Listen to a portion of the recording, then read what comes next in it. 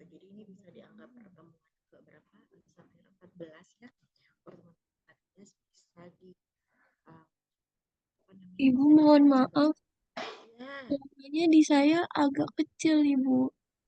Teman-teman yang lain gimana suaranya? Sama, oke, sebentar.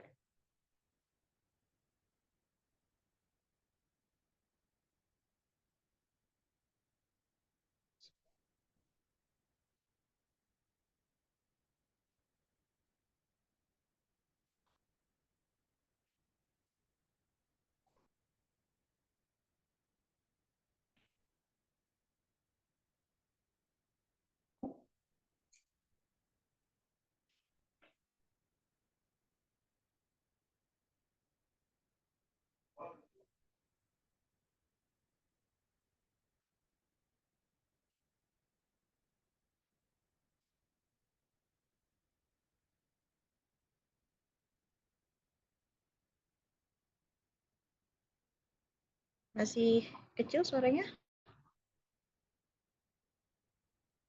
Udah lumayan sih, Bu.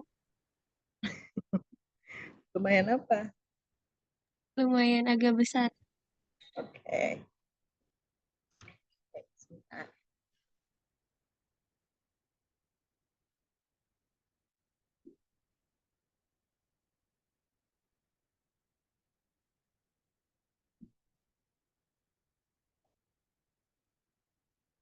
Baik.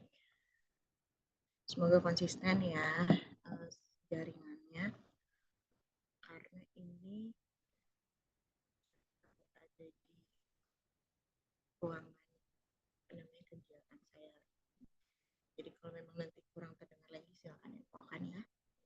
Saya coba share screen dulu nih untuk petunjuk apa namanya proyeknya.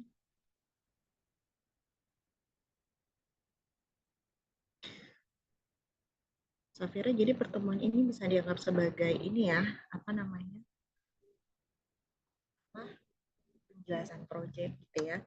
Bisa disebut apa namanya? Mungkin diskusi kelompok juga karena kalian harus mempersiapkan untuk proyeknya. Apakah sudah muncul PowerPoint-nya? Sudah, Ibu.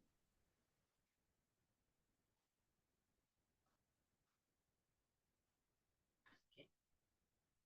Jadi ini adalah apa namanya petunjuk UAS gitu ya untuk proyek kalian. Nah, ini adalah tujuannya. Jadi mengapa saya membuat UAS untuk mata kuliah AMREK ini menggunakan proyek karena agar kalian ya mahasiswa ini memiliki pengetahuan mengenai teknik pengambilan sampel di lapangan gitu. Jadi kalau saya melihat dari pengalaman menguji skripsi, mungkin karena tidak adanya mata kuliah teknik pengambilan sampel, sehingga kalian seringkali keliru dan bahkan tidak paham gitu ya bagaimana cara mengambil sampel ketika nanti melakukan penelitian. Ya walaupun sekarang kita tidak membahas secara lebih rinci, gitu, nanti kalian bisa mendapatkan gambaran sedikit kira-kira apa yang harus kalian lakukan nanti pada saat mengambil sampel. Kemudian yang kedua adalah kalian memiliki pengetahuan ya mengenai proses pengumpulan data, pengolahan data, yang mana datanya itu data real diambil langsung di lapangan, yang mana ruang lingkupnya nanti di rumpun matematika. Kemudian terakhir adalah bagaimana kalian nanti mampu mengaplikasikan ya Ibu ilmu yang mohon sudah kalian maaf. kecil lagi. Iya, kadang kecil, kadang besar gitu, Bu, suaranya. Saya pindah deh kalau begitu.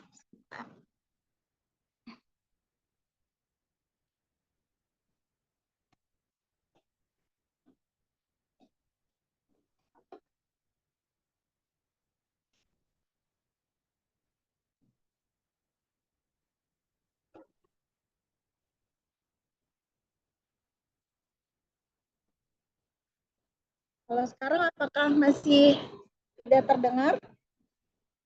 Sudah terdengar, Ibu. Oke.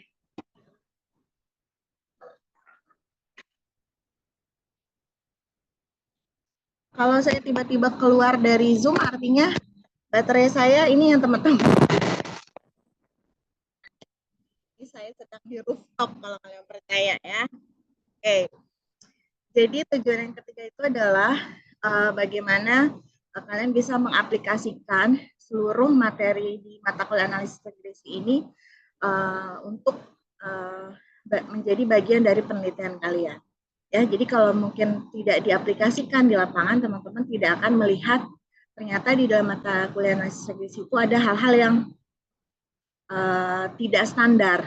Misalnya kemarin kita bekerja mengenai asumsi regresi, begitu ya, maka nanti kalian bisa jadi menemukan hal-hal yang tidak kalian temukan pada saat perkuliahan. Nah ini teman-teman akhirnya menyadari kira-kira masalah yang ditemui di lapangan itu seperti apa. Itu 3 tujuan utama ya. Bagaimana saya menentukan akhirnya UAS ini digunakan project. Nah langkah-langkahnya yang pertama adalah kalian harus menentukan topik penelitian dulu. Topik penelitian ini kalian bisa peroleh dari misalnya beberapa contoh penelitian yang ada yang terkait dengan analisis regresi. Sehingga kalian perlu melakukan studi literatur. Ya, misalnya ada di satu skripsi gitu ya yang terkait dengan analisis regresi. Ini juga kaitannya dengan variabel apa saja yang nanti kalian harus pilih gitu. Baik variabel independen maupun variabel dependennya atau variabel Y-nya.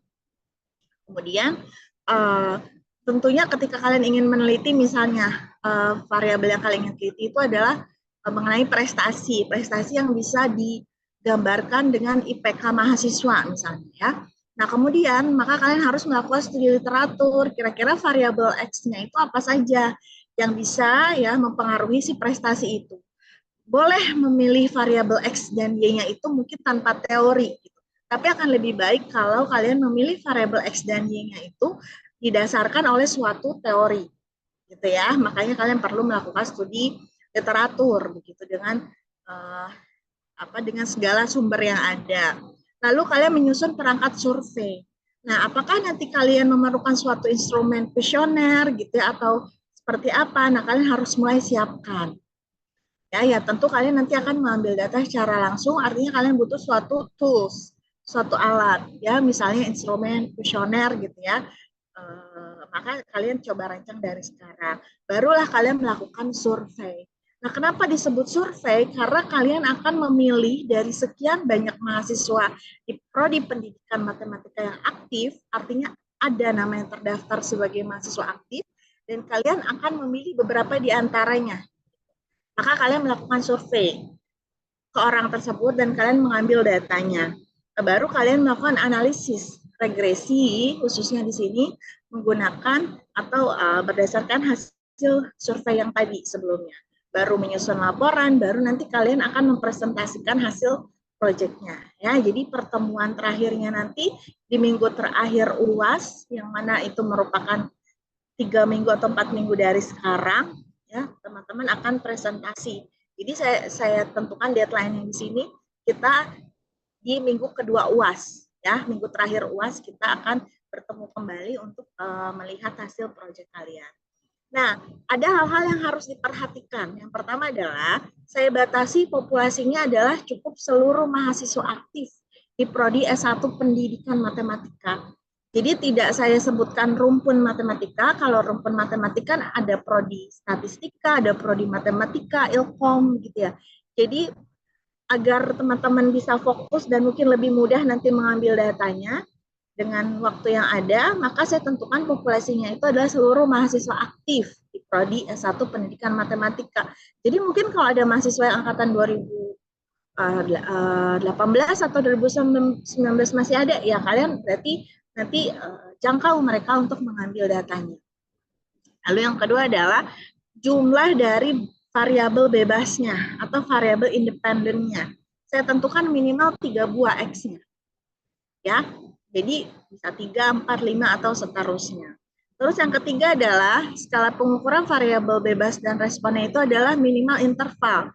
Jadi kalau tidak interval, rasio. Artinya apa? Maksud saya, di sini saran saya adalah nanti variabel yang kalian akan minta datanya kepada responden itu adalah variabel numerik.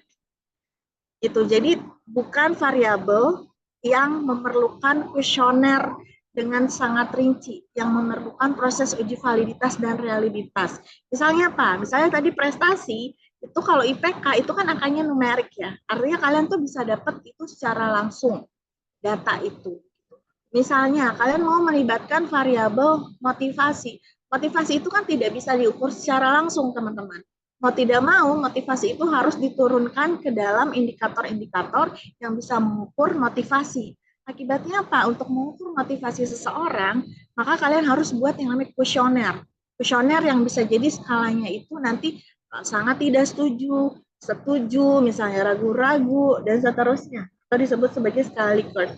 Nah, kalau kalian mau melakukan atau mengukur variabelnya itu menggunakan instrumen seperti itu, silahkan ya, silahkan. Tapi kalian punya kewajiban untuk mempelajari bagaimana nanti menghasilkan skor X-nya dari suatu kuesioner. Ya, jadi skornya itu dari seorang responden itu berapa sih untuk motivasinya? Itu kalian harus belajar secara mandiri nanti ya, karena tidak diajarkan di kelas saya. Saya tidak tahu kalian sudah mendapatkan materi yang terkait seperti itu atau belum ya, tetapi makanya di sini saya sarankan yang datanya itu adalah numerik aja. Misalnya kalau prestasi ya, maka kalian coba cari variabel yang sekiranya ada kaitannya dengan prestasi tapi nilainya numerik. Misalnya jarak rumah ke kampus gitu ya, atau misalnya apa namanya banyak mata kuliah yang nilainya di atas B misalnya ya, tapi tentu pemilihan-pemilihan variabel itu harus ada dasarnya gitu ya, harus ada alasannya. Nah, kemudian kalau memang tetap mau menggunakan kuesioner ya untuk mengukur tadi variabel-variabel yang tidak numerik nilainya, maka saran saya kalian coba cari penelitian yang seperti itu. Kalau kalian bisa mengikuti ya itu baik sekali gitu. Tapi kalau tidak pun tidak apa-apa. Ya, jadi saya tidak memaksakan. Silakan sesuai dengan kesanggupan teman-teman semua. Lalu sampel yang dipilihnya minimal 3 orang dan wajib dipilih secara acak. Ya, jadi hindari teman-teman mengambil data dari orang yang misalnya yang gampang aja deh si A gitu, si B aja yang gampang dimintain atau gampang ditemu. Ya, artinya ketika kalian melakukan hal itu, kalian menerapkan sampling non probability. Jadi kalau teman-teman belajar, sampling itu nanti ada 2 jenis, ada probability dan non-probability.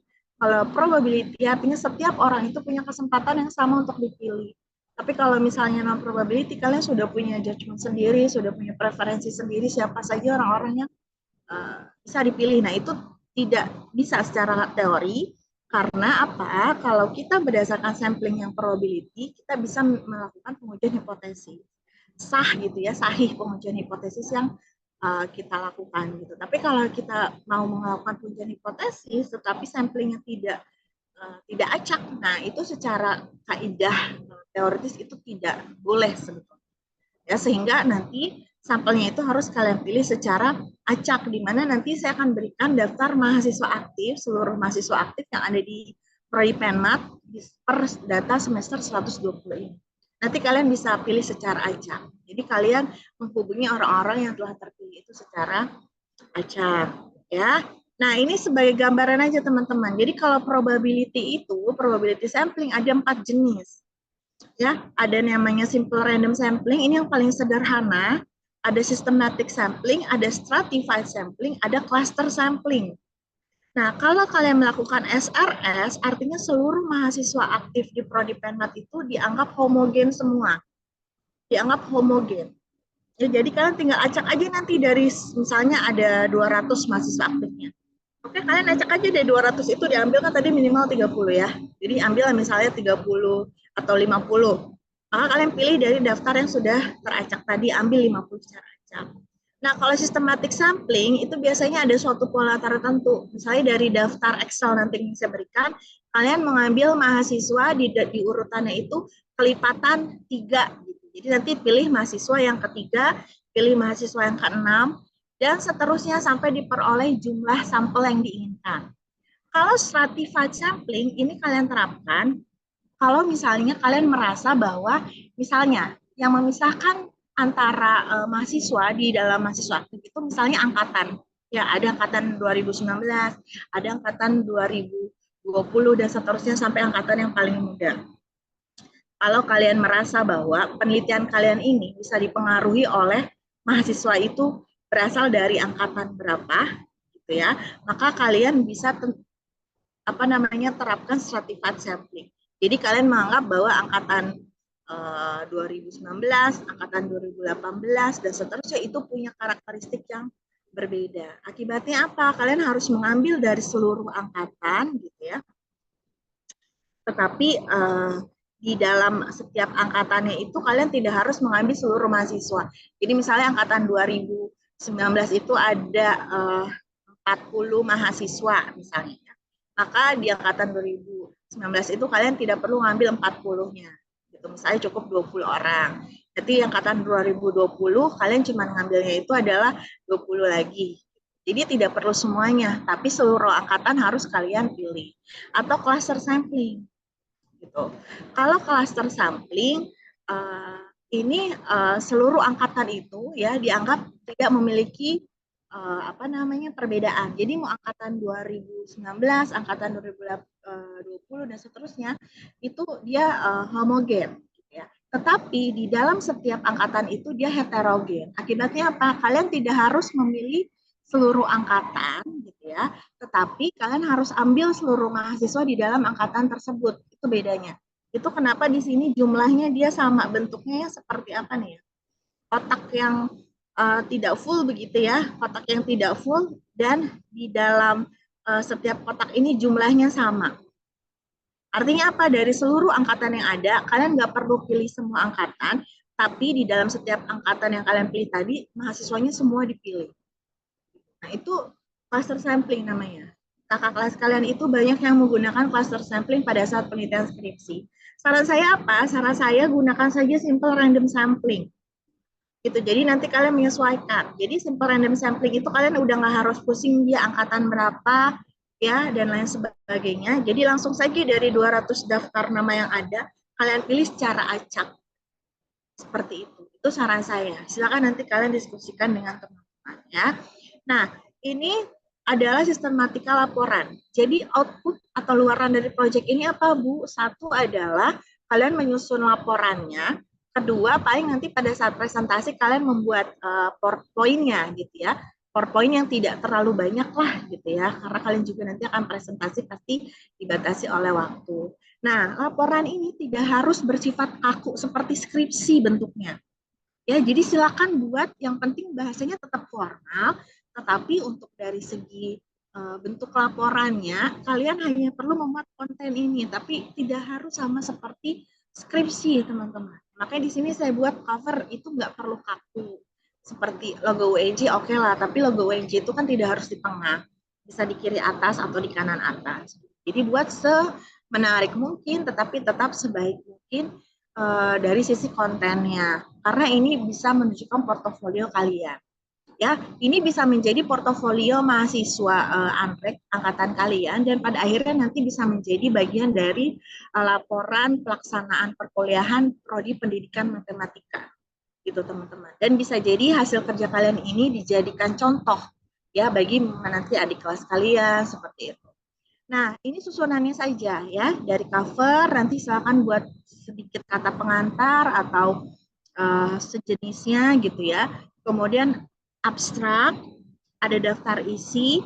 Nah, di bab satunya ini ya ada latar belakang, identifikasi, pembatasan masalah kalau ada. Ini gimana kalian aja, kira-kira dalam penelitian kalian ada tidak yang dibatasi gitu ya. Kalau rumusan masalah, tujuan, dan manfaat ini teman-teman pasti sudah bisa. Ya, tidak terlalu bertele-tele ya, jadi langsung aja kalau memang ada 2 poin ya 2 poin langsung teman-teman ya. Kemudian tinjauan pustaka juga ini maksudnya adalah lebih menjelaskan kepada variabel-variabel yang kalian pilih. Ya, sebetulnya apa sih variabel yang kalian pilih itu, berikanlah penjelasan di sini beserta alasan mengapa sekiranya variabel-variabel itu yang kalian pilih. Kalian boleh memasukkan teori-teori yang berkaitan dengan analisis regresi, silahkan. Tapi kembali lagi teman-teman, apa yang kalian tulis kalian harus pahami gitu ya. Jadi jangan misalnya ambil dari suatu skripsi orang yang materinya analisis regresi langsung kalian copy plek atau plek. Nah, jadi kalian pilih-pilih yang menurut kalian penting tapi tetap representatif, tetap lengkap. Kemudian metodologi ini cukup tempat dan waktu penelitian, lalu populasi dan teknik sampel. Jadi populasinya apa, bagaimana kalian memilih sampel gitu ya, sampelnya siapa, nah ini perlu dijelaskan.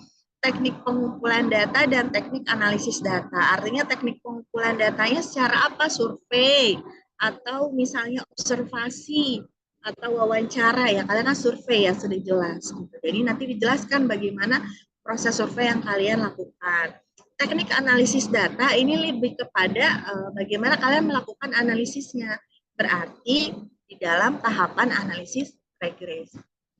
Misalnya dari data yang kalian peroleh, kalian mau mencoba untuk lakukan cleaning data dulu.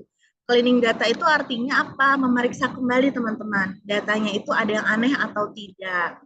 Ya, melakukan statistika deskriptif. Misalnya kalian dari data yang ada kan nanti mungkin memerlukan data-data seperti jenis kelamin. Walaupun jenis kelamin tidak dianalisis ya, tapi kalian bisa memberikan gambaran responden di dalam penelitian kalian itu. Misalnya laki-laki berapa persen, perempuan berapa persen.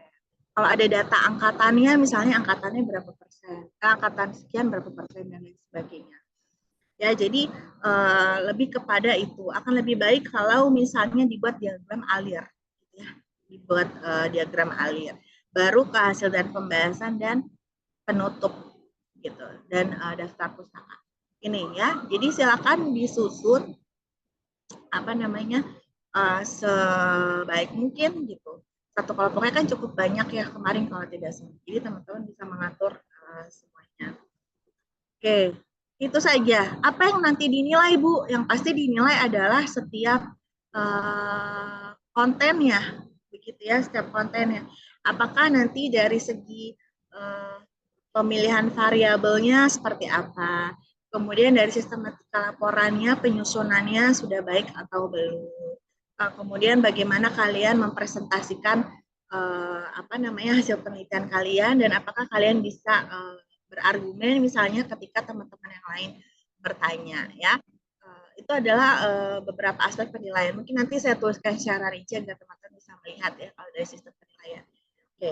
Nah, itu teman-teman ya sampai sini apa namanya penjelasan mengenai proyek UAS nanti. Silakan kalau misalnya ada yang ingin ditanyakan.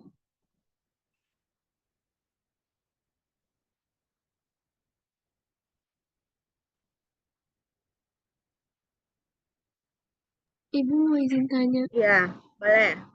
Eh,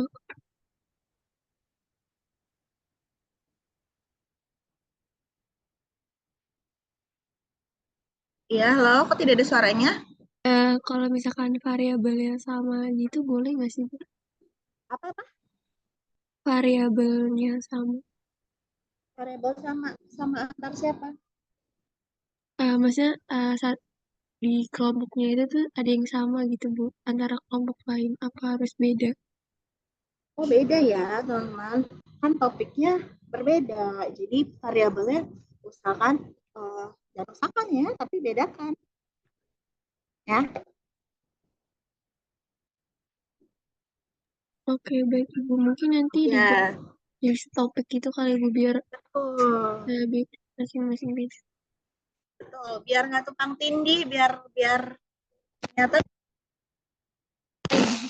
dari sekarang mungkin hari ini mungkin kalian bisa sambil browsing ya jenis penelitiannya yang seperti apa. Jadi ini jatuhnya penelitian kuantitatif ya teman-teman.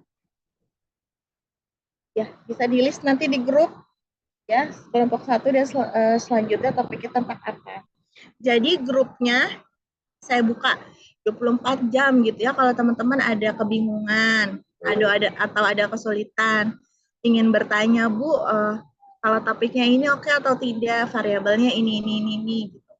Kalian harus memilih variabel yang mana nanti pada saat mengambil datanya itu nggak susah gitu aja. Ya, jadi variabel numerik yang tidak terlalu sulit untuk diperoleh. Ada lagi pertanyaan yang lain?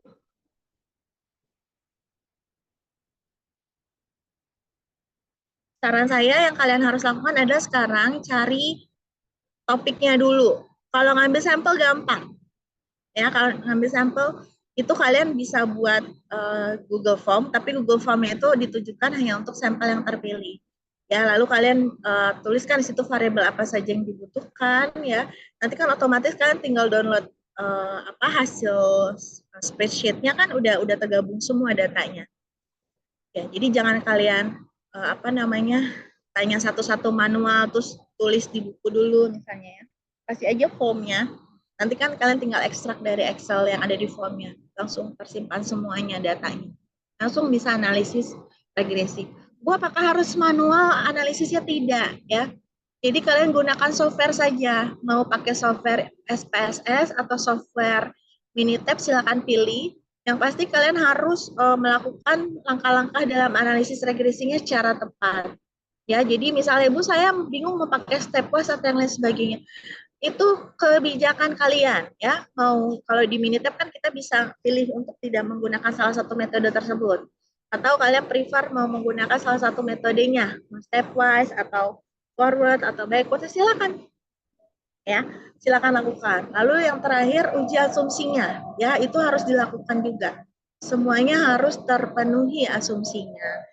Dan setiap output yang kalian taruh di dalam laporan itu kalian harus mampu menjelaskan. Jadi tidak hanya sekedar menempel output saja. Kalian harus mampu nanti menginterpretasikan.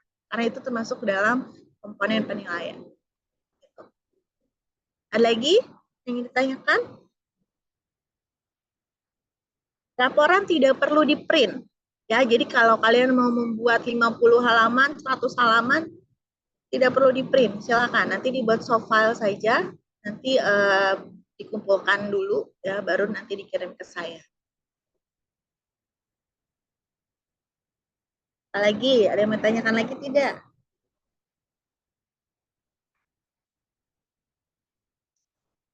Aman? Ibu mau izin tanya lagi. Iya, boleh. Tadi kata Ibu deadline-nya itu minggu kedua ya Bu. Itu tanggal pastinya kapan Bu?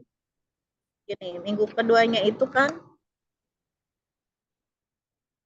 UAS itu kan sampai dengan 15 ya, sampai dengan 14. Penilaian itu, nilai itu masuk sampai tanggal 22.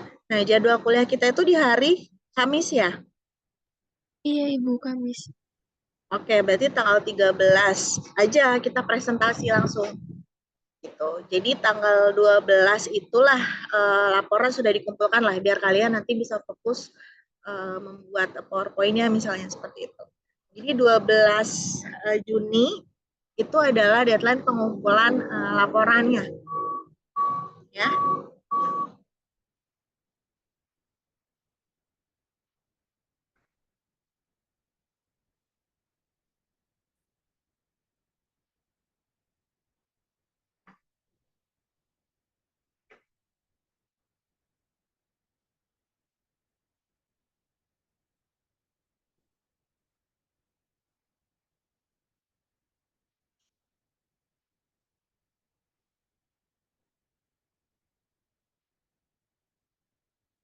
Ada lagi teman-teman?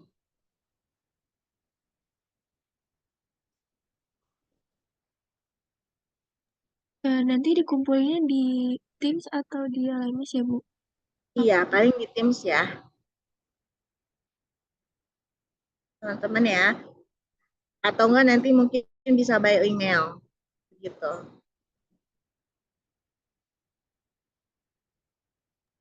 Kalau dari saya udah cukup sih Bu. Ini ada teman-teman Oke. yang lain. Kalau ada yang Ya, ayo ditanyakan. silakan tanya aja, jangan takut bertanya.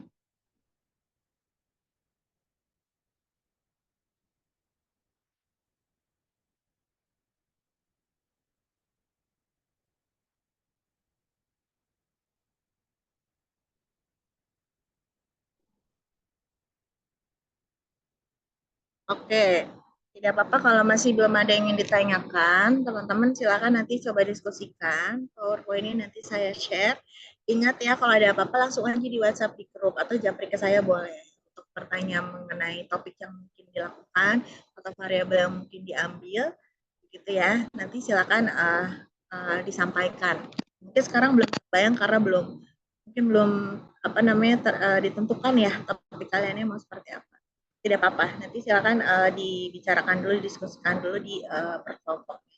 Cara saya jangan dilakukan di akhir-akhir nanti ya, karena sebetulnya ini paling banyak yang dilakukannya itu kemungkinan adalah di sebelum kalian melakukan analisis regresi, karena kalian kemarin sudah tahu kan proses analisis regresi pakai software itu cepat gitu. Jadi yang lama kemungkinan pada saat pengambilan data atau pada saat apa namanya penulisan laporannya. Jadi dengan waktu yang ada, saya rasa sangat cukup ya, hampir 4 minggu itu. Jadi bisa dioptimalkan seperti itu, bisa dibagi tugas dari sekarang. Safira seperti itu ya, Safira ya. Jadi nanti pertemuan 14 ini bisa ditulis sebagai dan 15 nanti pertemuan 15 ditulis sebagai diskusi kelompok untuk pengerjaan proyek UAS aja. Iya, baik Ibu. Oke. Jadi minggu depan kita tidak perlu kuliah, kalian fokus untuk mengerjakan proyek.